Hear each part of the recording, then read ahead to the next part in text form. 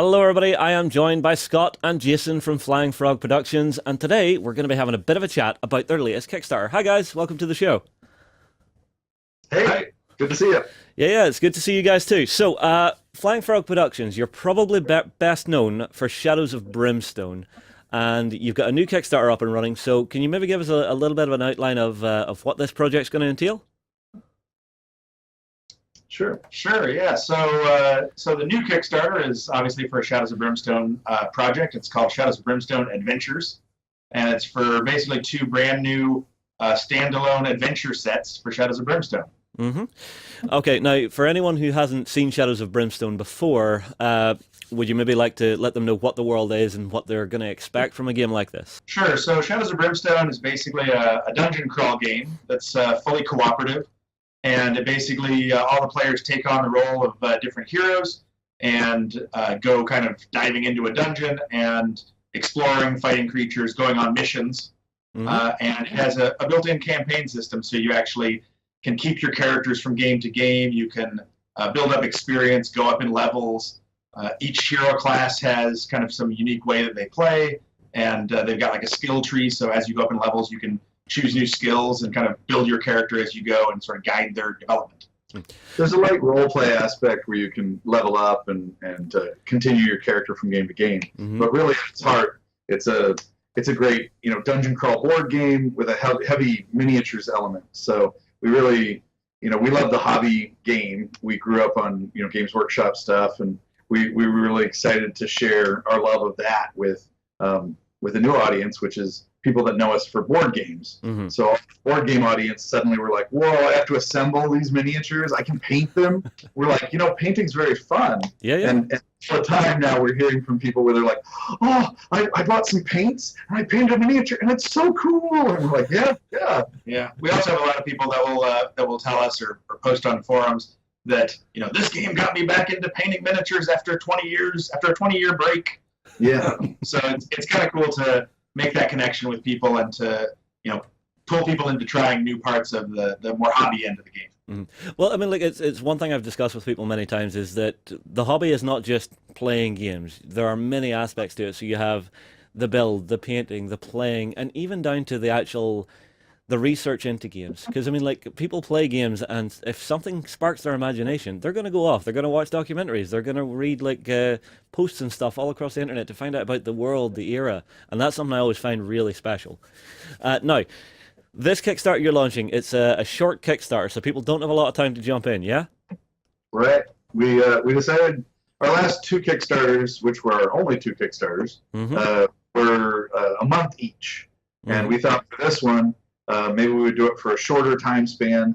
One of the things we introduced last time was in our second Kickstarter, we did late backing, which a lot of people were begging for, and we gave them an opportunity. And so once we were like, well, okay, if it's only a 2-week window and someone misses it, they could still late pledge, and so it's not the end of the world. And so for us, we would rather run it over a more compressed span of time, because during the Kickstarter, we're just on a 24-hour schedule where we get almost no sleep, and it's a crazy time. Up all night and trying to keep everything up and running. So it's basically a 2-week project for this current Kickstarter.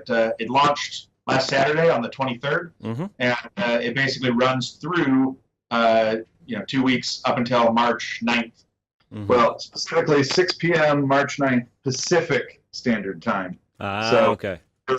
For in Europe, that's actually going to be early March 10th. Yeah. Now, the game itself, so it's a dungeon crawler, so we are expecting certain things. So fully cooperative play, the classic dungeon crawl feel. Is there anything else that's coming out in the new set that's really just going to go, holy crap, wow? Yeah, I mean there definitely are. One of the big things is we basically have a new type of hero class that you play, which is a team hero. So in previous Shadows of Brimstone games and products, each person could choose whatever hero class they want, and he plays a cowboy and I play a saloon girl, and we're just sort of a motley crew that goes on these adventures.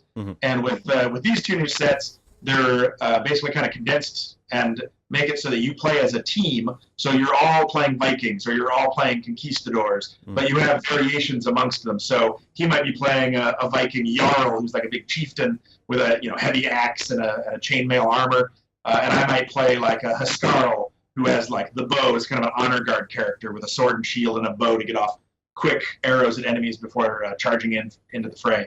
So it's kind of cool putting it a little bit on its ear and playing kind of a crack team of explorers and fighters that all have the same kind of heritage and cultural background. Mm-hmm. And besides being just the same type of character, there's also a new thing we introduced that's a team ability. So everybody starts the game with one team ability that actually is kind of a boost for the whole team.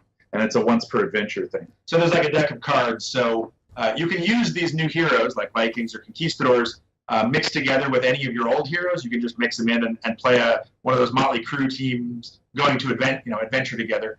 But the more Vikings you play on a team, the more benefit they'll give to each other. So you have this deck of team abilities cards, and for each Viking or each conquistador on the team, they get to draw one of those cards and add it to a pool. And then you as a group decide when to use them and how to use them, and each one of those cards is like a once per adventure thing, and they benefit all Vikings or all conquistadors. And so if you have one or two conquistadors on your team mixed with other hero types, then those conquistadors will still have that little bit of kind of a buddy-buddy, we have these cards we can play, so the two of us are a team. And if you have a full team of conquistadors with 3 or 4 or 5, then every single one of those team ability cards you play, the bonus just expands to affect every hero that's that type. Very cool, very cool. Now, I'm also having a bit of a look through the Kickstarter while I'm at it here, and one thing has caught my eye, and it's left me going, "Ooh, I want one." You have the XL-sized Frost Giant. So, am I right in assuming that you guys are actually drawing from the different mythologies of each of these? Yeah. Absolutely, yeah. And there's each of those two new adventure sets also has a Kickstarter exclusive hero that you'll get if you pledge for either of the sets. Mm-hmm. And we delve into the mythology for that. So the Vikings, you'll actually get to play as a Valkyrie warrior maiden. Ah, very cool. So that's pretty cool. And then, there's not a lot of mythology surrounding conquistadors, so we looked at like historical exploration and then kind of the mythology around that, like... Yeah, so for the conquistadors, the kind of Kickstarter exclusive promo hero you get is the Cursed Eternal.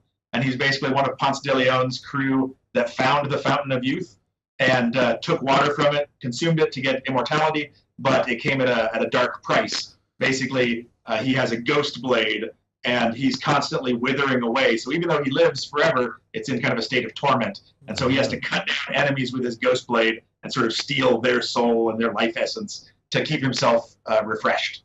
I see.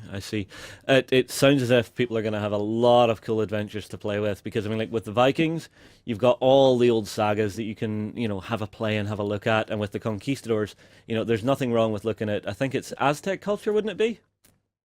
Yeah, there's a lot of kind of Mesoamerican cultures that influence the mythology and whatnot. One of the other things that I don't even think we touched on yet with Shadows of Brimstone is that it gives you this dungeon crawl adventure in sort of Earth-based worlds. But because it's got that unspeakable horror element, you find these swirling gateways that open up that basically lead to other worlds and other dimensions that you can step through the portal and keep adventuring on the other side. Mm-hmm. So in the game, it's all map tile based, and all the map tiles are double-sided. They've got the Earth-based world that you're playing in on one side, and then on the other side, it's a crazy alien environment that you can go exploring. And so with these two sets, in Gates of Valhalla, which is the Viking-themed set, the Earth-based world is the Norse lands. So you're running around in snowy forests and icy crags, fighting trolls and frost giants and things like that. But when you step through a portal, suddenly you end up in an ancient, frozen-over alien city that's been long abandoned for millennia. And the only thing left in the city are these robotic creations that are going around keeping all the systems going and defending the city against intruders. Mm-hmm. So it gives you this kind of cool, juxtaposition of Vikings who are kind of barbaric and very kind of close combat oriented, hand-to-hand fisticuffs and axes and shields, fighting these kind of higher tech but ancient robots that have ranged attacks and kind of shake up that combat a little bit. It does sound like it's going to be a very different feel to it, because if you're rocking in with Vikings, because if a Viking sees a robot with a gun, he's not going to know it's a gun. He's just going to go, no, to Valhalla, die. Right. Yeah. And the other fun part of that is that with the second adventure set, the Valley of the Serpent Kings, it's conquistadors exploring an abandoned Spanish fort that they lost contact with. So that's the Earth-based side of the world. So it's this sort of dark and creepy Spanish fort that, there's torches burning on the walls, but there's crazy demons and creatures hiding in the shadows, cults that have moved in, and, undead that are crawling through the place. And when they find portals, they can step through into this swampy alien world called the Swamps of Jargono, which, of course, is overrun with tribal serpent men who build big pyramids and have archers and big temple guard and things like that. So it gives your conquistadors the opportunity to go on expeditions into the jungles that they may be familiar with, but in an alien environment that's overrun with really terrifying kind of nightmarish creatures, carnivorous plants, giant insects, and serpent men.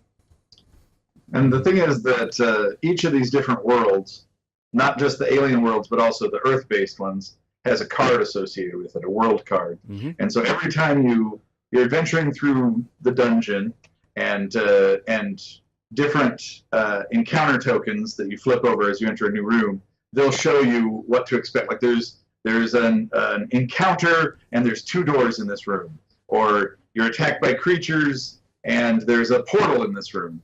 And whenever you find one of these portals, then if you're going to go through it, you shuffle up all the world cards that you have and draw from that to tell where it leads. Mm. And you don't know. And the thing is that if you just have the Viking set, it leads to Target. The Target Plateau, which is the frozen alien city. Right. But if you have, say, both the Conquistador and the Viking one, then when you find one of these portals, you shuffle up all those, and so the Vikings might end up going from their Norse lands through a portal and ending up at the Spanish fort, or they end up in the Swamps of Jargono, or they end up in Targa Plateau. So basically, each set on its own gives you, a compartmentalized experience. But the more sets you have, or the more other world expansions you have, the more places you can go, the more variation you have every time you play an adventure. Mm-hmm. And the thing is that we've done, the first Shadows of Brimstone that we introduced all this with was Old West based.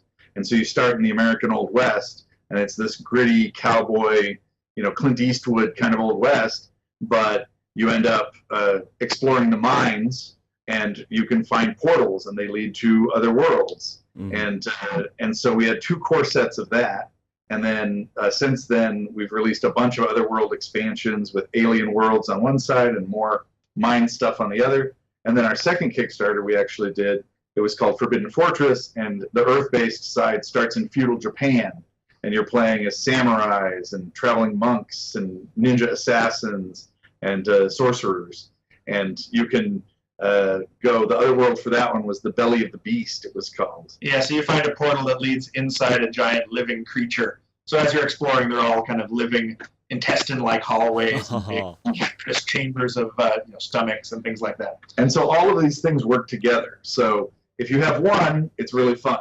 If you have 2, wow, mind-blowing. You have so many more options. Mm-hmm. If you have 3, 4, 5, 6, 7, 8, it adds so much variety, but it doesn't add to the length. It adds to the depth. You know what I mean? So it gives you so much more variety for creatures you're fighting, worlds to explore, not just other worlds, alien worlds, but also different Earth-based, and even the heroes that you're using. Like Jason said earlier, you could have a mixed bag party. So, I mean, you could have, I'm like an Old West frontier doc.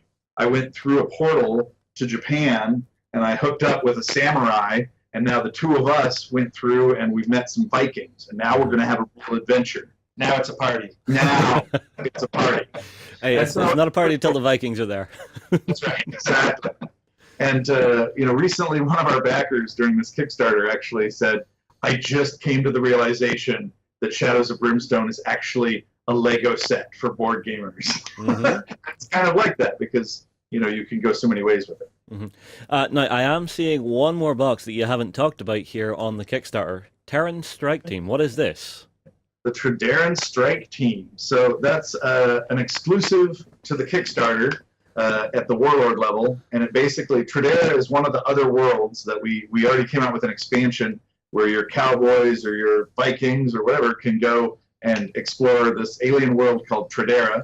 Mm-hmm. It's basically like an alien World War I inspired battlefield where it's trenches, tanks, gas masks, tank traps and rockets and bombs going off.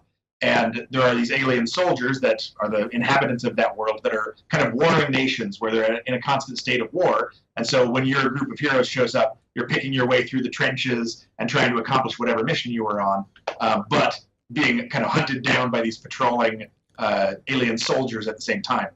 So when we decided to do this Brimstone Adventures idea with the teen heroes, we thought it would be kind of cool to make one of those new teams that would be exclusive to the Kickstarter, being able to sort of play as the bad guys, play as anti-heroes. And so we made this Terran Strike team set, which basically lets you play as a team of those kind of World War I style alien soldiers going on missions into worlds that are maybe Earth-based, where you're going into the Old West mines or going into the Norse lands of the Vikings, but trying to steal their resources or plant a doomsday device or any number of other kind of crazy, nefarious plots that alien soldiers might have when invading other worlds. Oh, very, very cool. I always like a board game where I can actually break out the evil villain and laugh once in a while.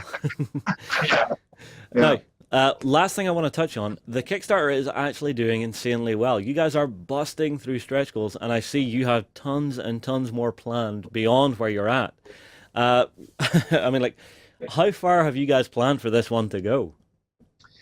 Well, hopefully we've planned far enough, but it's a relatively short campaign, like we said, so it's definitely doing beyond our expectations. So it's we're pretty excited that it's been so well received, and I think people have really enjoyed what we've shown so far, what we've unlocked.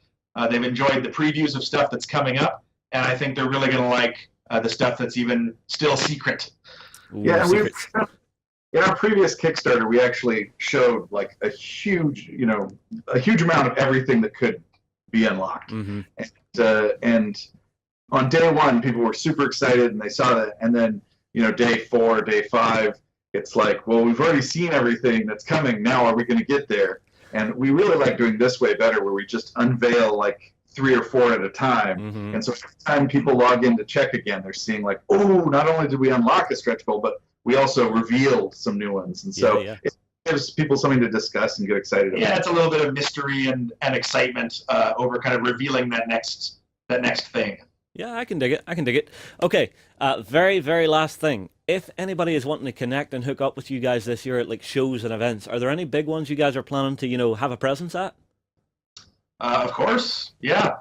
So just coming up really soon, we're going to be at the Gamma Trade Show. That's kind of an industry show here in the U.S. in Reno.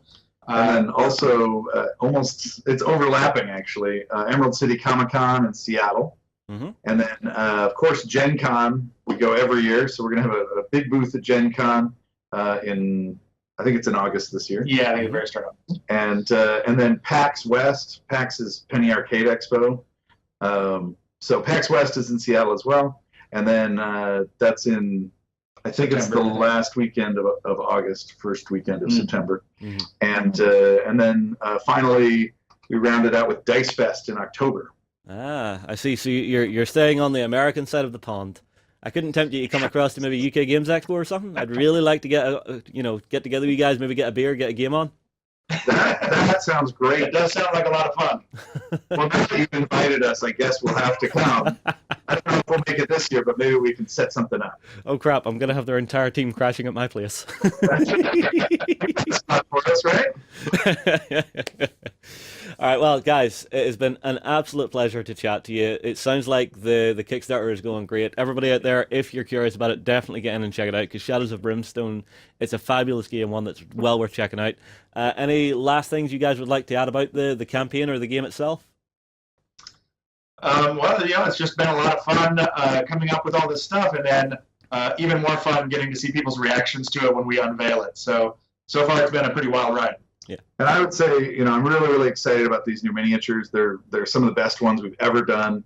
And I don't know if we actually said it, but for miniature fans out there, these are in like Games Workshop style hips, hard plastic. Yeah, multi-part hard plastic kits. They're 32 millimeter heroic. 32 millimeter heroic scale, and they're on frames and everything. And the interesting thing is, we come at this from a gamer side, and so we learned a lot of really interesting things once we started making games. And I have so much more respect for all the different games I played growing up that had miniatures, because so much goes into it.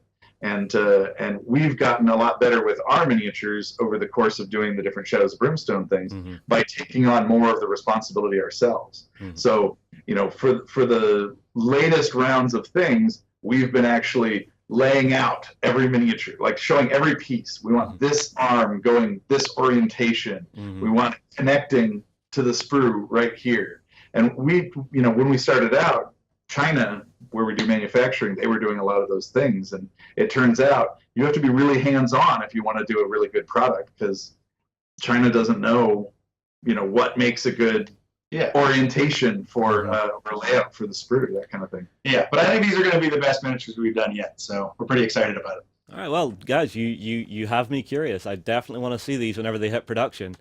Thank you once again, everybody. Tell you what, get your comments in below. Tell us, are you excited for the new Shadows of Brimstone Kickstarter? Are you going to be jumping in? Me and the guys will move on. We'll see you again soon.